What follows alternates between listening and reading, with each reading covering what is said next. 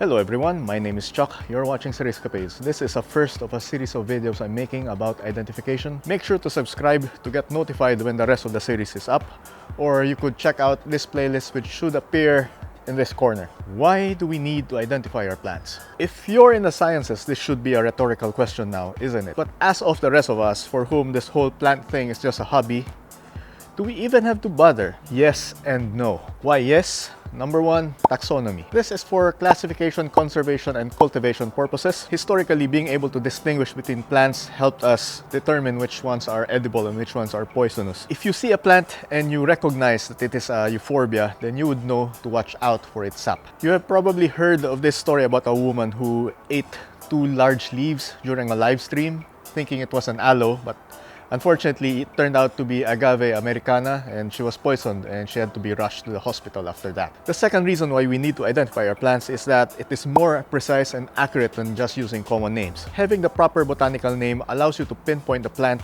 and look up specific information and general information about the plant, or at least have a general idea about its growing conditions. It also helps us with communicating about the plant because that way everyone knows exactly which plant you're talking about. Third reason, as collectors, we want to keep track of what we have and what we don't have. Fourth reason, and a bit more on the economical side, sellers can place a premium on well-labeled and true-to-type plants. Without classification, all we would have is just a bunch of green things. Now, on the other hand, we have this camp of no, or why do we even bother? The first reason for no ID is that it can be stressful, especially if you're OCD about these things. Number two, and a very common reason people give, is that not knowing the ID of your plant does not diminish from their beauty. Number three, a lot of hybrids look the same and the differences are very subtle.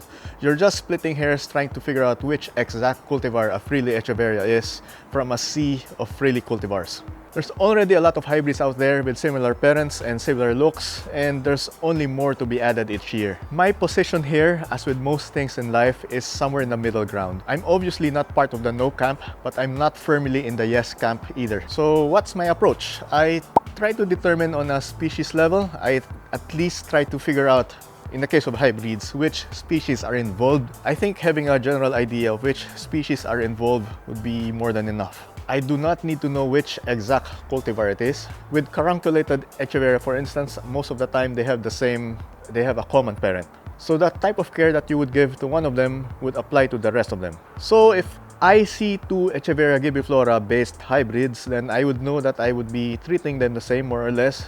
There would be no significant differences between how they should be treated. With some caveats, of course. Mutations, that would affect things. If I can't recognize a variety or at least the species level, then I'm content with knowing the genus. There's still a lot of information that you could extrapolate just from knowing their genus, such as their dormancy cycles, how they spread, maybe their maximum size and how they propagate, and a lot of other things. Speaking about Echeveria in particular, there are a lot of alternative names given to some specific cultivars. Many hybrids have synonyms or alternate names that are either made up by a nursery or seller. Maybe something was lost in translation, or maybe something got reclassified and people are still used to the old names. These things happen. I try to get the genus correct at least, and I care less about getting the exact hybrid name. Again, this is the first of a multi-part series on succulent identification. Make sure to check out my channel for the other parts. Now, with all of that said, I'll see you in the next part. Bye.